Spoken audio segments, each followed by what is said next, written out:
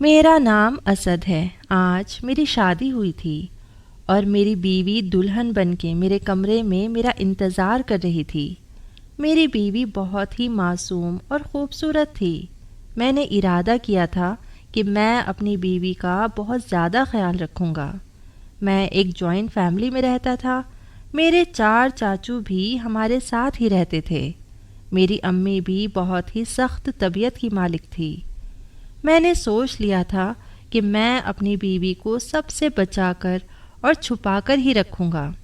میرے ساس سسر نے کہا تھا کہ ان کی بیٹی بہت معصوم ہے اور ڈپریشن کا شکار بھی رہی ہے، اس لیے اس کا بہت زیادہ خیال رکھنا۔ ان کا کہنا تھا کہ وہ جوائنٹ فیملی میں شادی نہیں کرنا چاہتی تھی، لیکن جو بھی اس کی قسمت۔ میں نے اپنی بیوی کے لیے بہت سارے تحفے وغیرہ بھی لیے تھے۔ مجھے فیملی بنانے کا بہت شوق تھا۔ میں نے اپنی بیوی کو ساری زندگی آنکھوں پر بٹھا کر رکھنے کی قسم کھا لی تھی۔ اگر مجھے دنیا کہتی کہ یہ بیوی کا غلام ہو گیا ہے یا یہ بیوی کا مرید ہو گیا ہے تو مجھے کوئی فرق نہیں پڑتا تھا، کیونکہ مجھے تو اب اپنی بیوی کا ہی خیال رکھنا تھا۔ میرے بابا بھی اسی طرح کے تھے۔ خاندان میں ان کو بھی کافی باتیں سنائی جاتی تھی، لیکن میرے بابا نے میری ماں کو ہمیشہ رانی بنا کے رکھا تھا۔ یہی وجہ تھی کہ میری ماں ابھی تک خوبصورت اور جوان نظر آتی تھی، اور میرے ماں بابا کی زندگی بہت اچھی تھی۔ ایک مرد کیا چاہتا ہے کہ اس کی بیوی ہمیشہ خوبصورت اور جوان رہے، اور عورت تبھی بوڑھی ہوتی ہے جب اس کے ساتھ غلط رویہ رکھا جاتا ہے، دکھ دیا جاتا ہے۔ اگر میں اپنی بیوی کا خیال رکھتا اور وہ ہمیشہ خوبصورت اور جوان رہتی تو اس میں فائدہ کس کا تھا؟ ظاہر ہے میرا ہی تھا۔ یہی سب کچھ سوچتا ہوا میں اپنے کمرے میں جا رہا تھا۔ میں نے اپنی جیب سے ایک دفعہ انگوٹھی نکال کر چیک کر کے دیکھی کہ دیکھ لوں کہ انگوٹھی اندر ہے بھی یا نہیں، کہیں میرے دوستوں نے کوئی شرارت تو نہیں کر دی۔ لیکن ڈبی میں خوبصورت سی انگوٹھی نظر آ رہی تھی جس کو میں اپنی بیوی کی انگلی میں پہنانے والا تھا۔ اس کے ہاتھ بہت خوبصورت تھے۔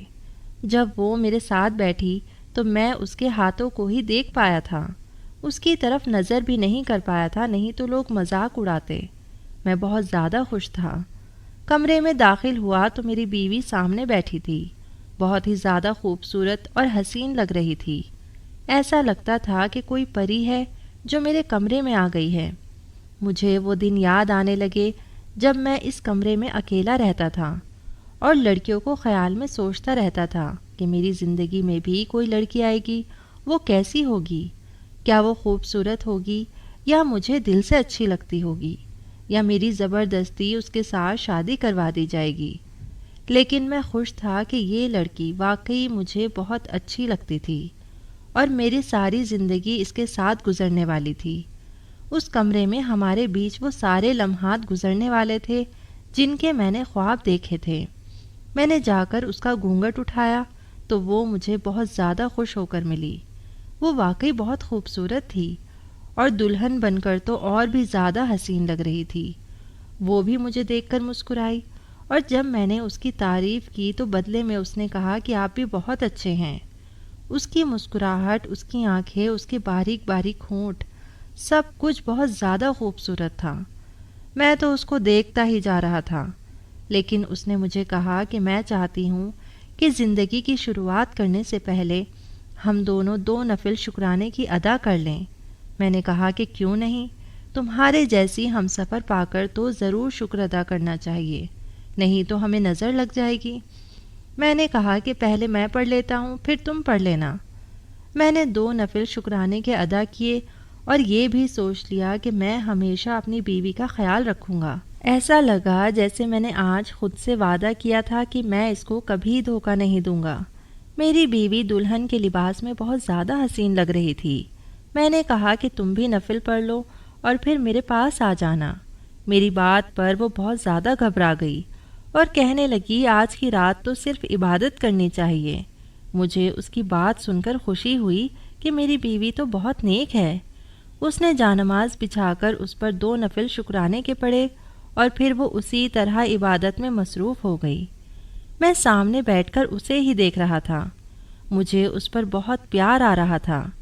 رات 12 بجے سے صبح کے 4 بج گئے تھے، مگر وہ ابھی تک عبادت میں مصروف تھی۔ لیکن اب جیسے ہی وہ سجدے میں گئی تو اس نے سجدہ لمبا ہی کر دیا۔ مجھے لگا کہ شاید اللہ کا شکر ادا کر رہی ہے، اسی لیے اتنا لمبا سجدہ کر رہی ہے۔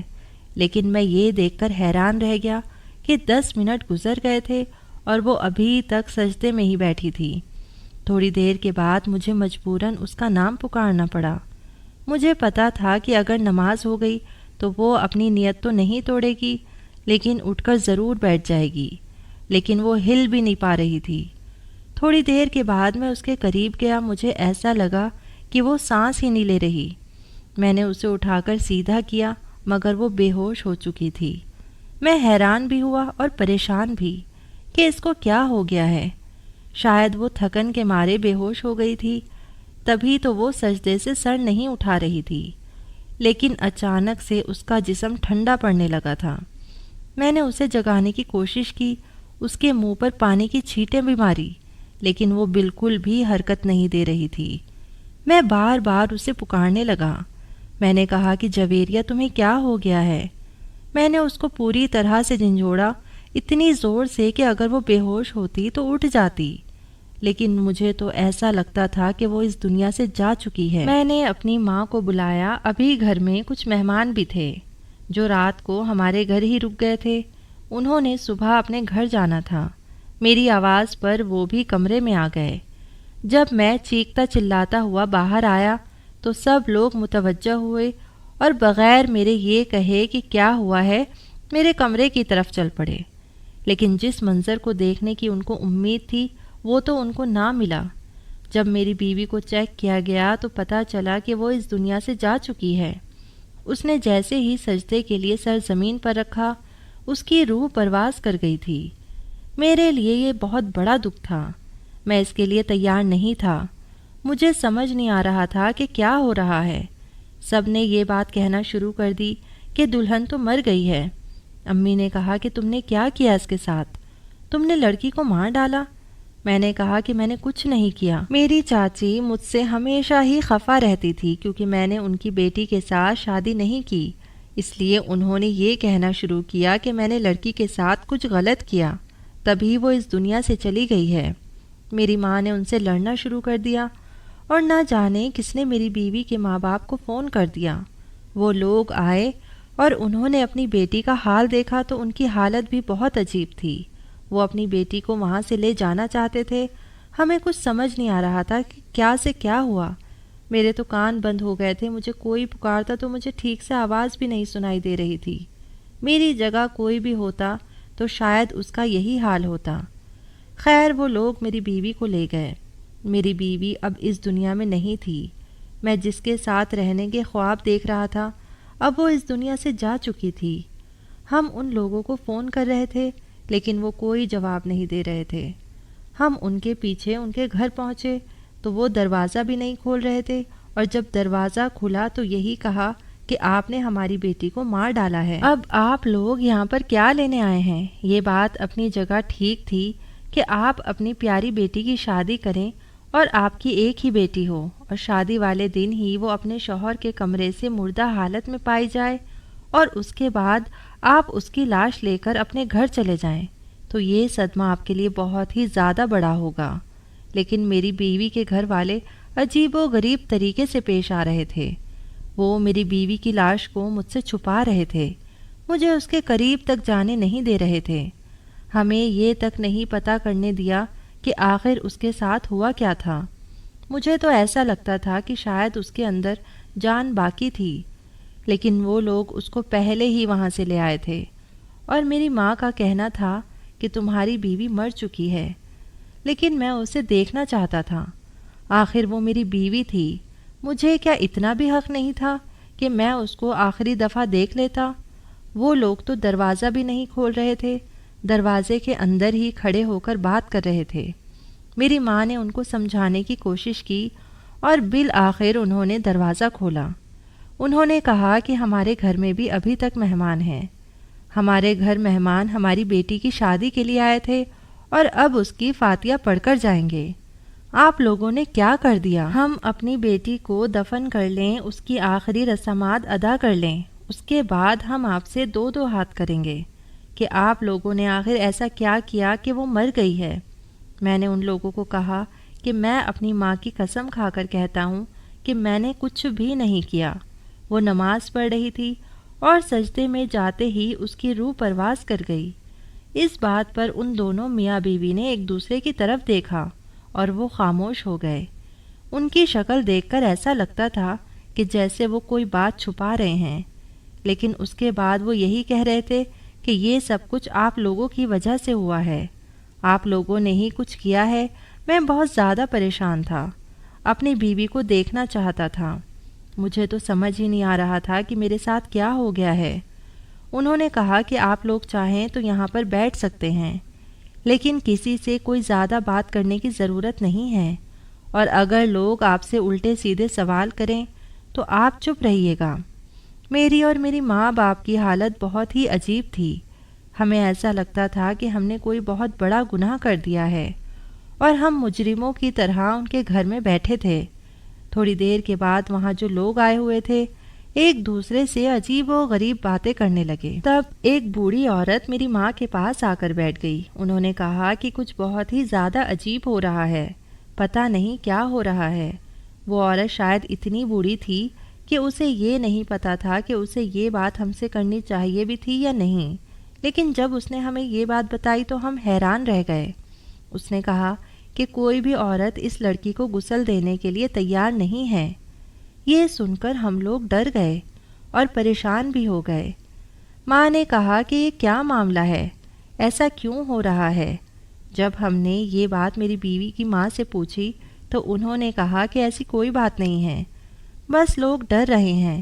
اگر کوئی لڑکی اپنی شادی کی رات مر جاتی ہے تو اس کے بارے میں بھی لوگ عجیب و غریب قسم کی باتیں کرتے ہیں، کہتے ہیں کہ وہ بہت ہی زیادہ بدقسمت ہوتی ہے اور اس کے پاس جانے سے آپ پر بدقسمتی کا سایہ پڑ جاتا ہے، اسی لیے لوگ اس طرح کی باتیں کر رہے ہیں۔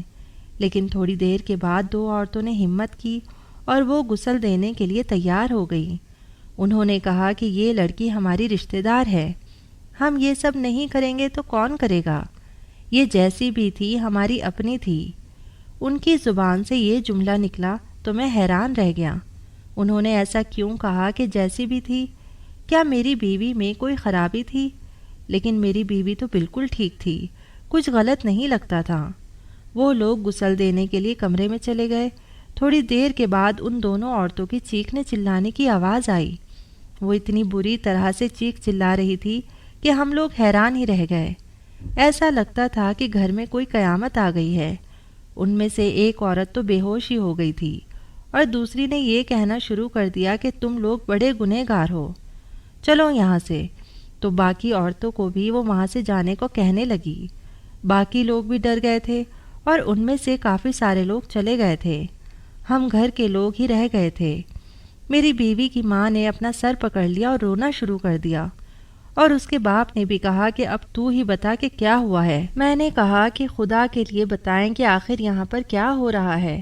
پہلے میری بیوی اس دنیا سے چلی گئی، اب اس کے بعد آپ لوگوں کا عجیب سا رویہ، اور کوئی اس کو غسل دینے کو تیار نہیں ہے، اور اب یہ عورتیں اندر گئی تو یہ ایسے باہر آئی ہیں کہ جیسے انہوں نے کوئی عذاب دیکھ لیا ہے۔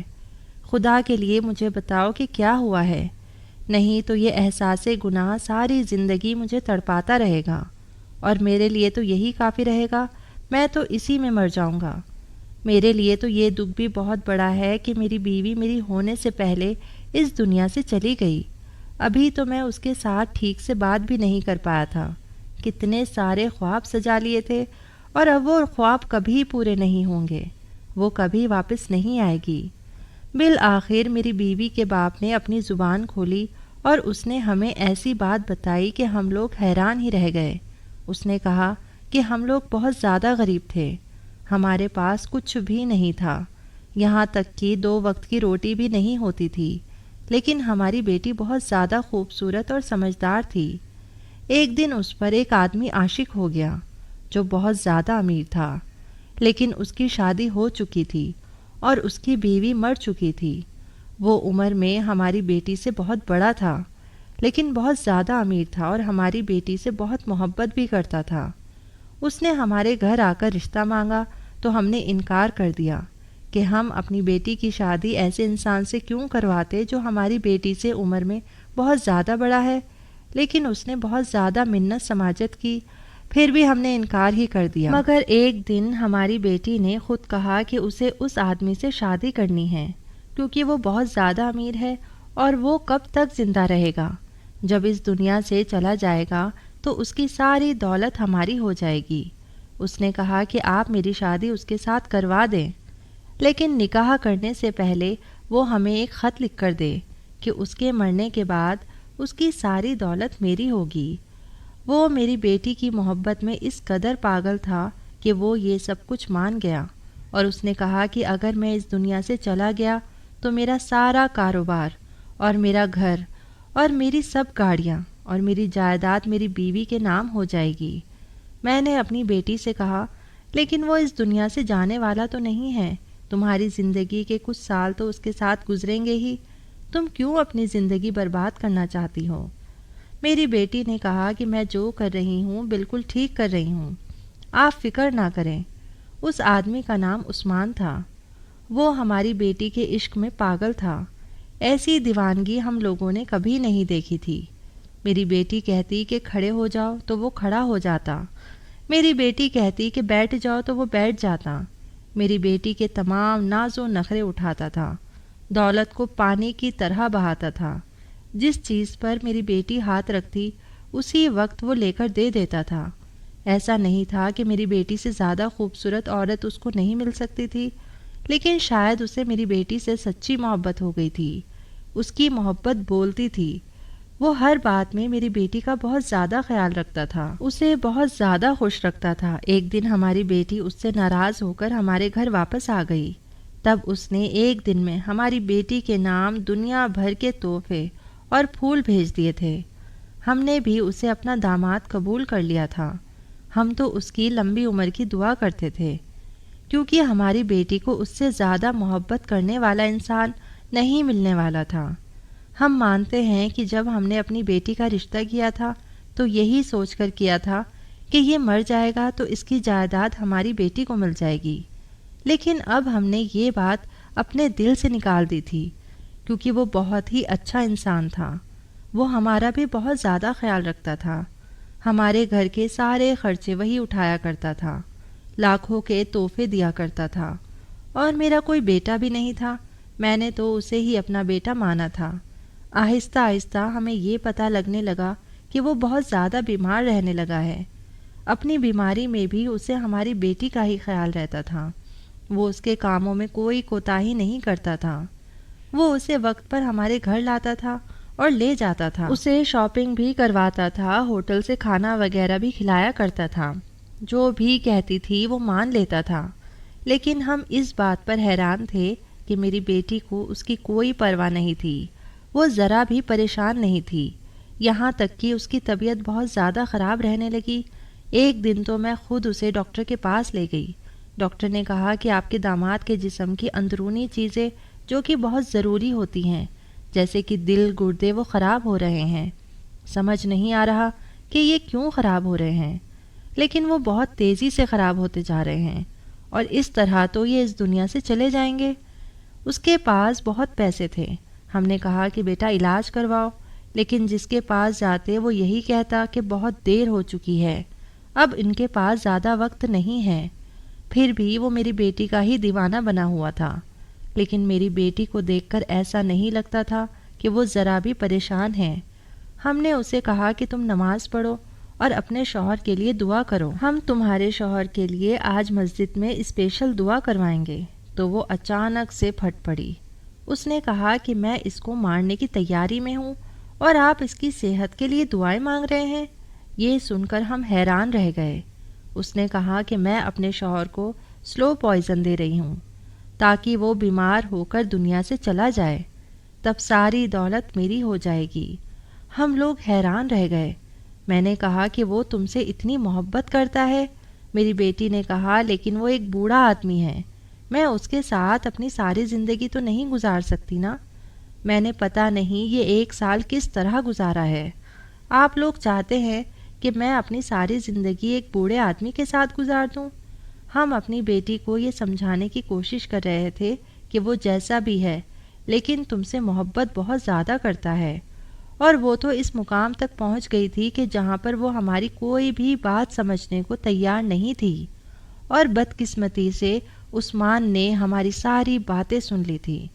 اس بیچارے نے شاید 1-2 مہینے بعد مرنا تھا، لیکن وہ اسی وقت اس دنیا سے چلا گیا۔ اسے ہارٹ اٹیک آیا تھا۔ اس نے جاتے جاتے بس اتنا ہی کہا تھا کہ تم نے میرے ساتھ اچھا نہیں کیا، میں نے تم سے محبت کی تھی، تم نے بدلے میں مجھ سے اتنی زیادہ نفرت کی کہ اب اللہ ہی اس کا انصاف کرے گا۔ لیکن ہماری بیٹی کو کوئی پرواہ نہیں تھی۔ اس نے عدت پوری کی اور 6 مہینے بعد تمہارے ساتھ شادی کر لی۔ ہمیں نہیں پتا تھا کہ اس کے نصیب میں یہ لکھا ہے۔ اسے اس کے کیے کی سزا ملی ہے۔ اب اس کا یہ حال ہے کہ اس کی لاش ابھی سے ہی گلنے سڑنے لگی ہے اور کوئی بھی اس کے پاس جانے کو تیار نہیں ہے۔ میں یہ سب کچھ سن کر حیران رہ گیا اور میرے دماغ میں یہ آواز گونجنے لگی۔ اس نے حدیث میں پڑھا تھا کہ دنیا کے سارے کاموں میں سب سے زیادہ ثواب کا کام کسی کا ٹوٹا ہوا دل جوڑ دینا ہے۔ جب یہ بات حضرت فاطمہ رضی اللہ عنہا نے باقی سب کو بتائی تو وہ رونے لگے۔ انہوں نے کہا کہ ہم تو یہ سوچ کے رو رہے ہیں کہ جب دل جوڑنے کا اتنا ثواب ہے تو پھر دل توڑنے کا کتنا بڑا گناہ ہوگا۔ میری بیوی نے کسی کا دل توڑا تھا۔ اس کے ماں باپ نے بتایا کہ وہ کبھی بھی نماز نہیں پڑھتی تھی۔ ہم تو حیران ہیں کہ اس نے نماز کیسے پڑھی۔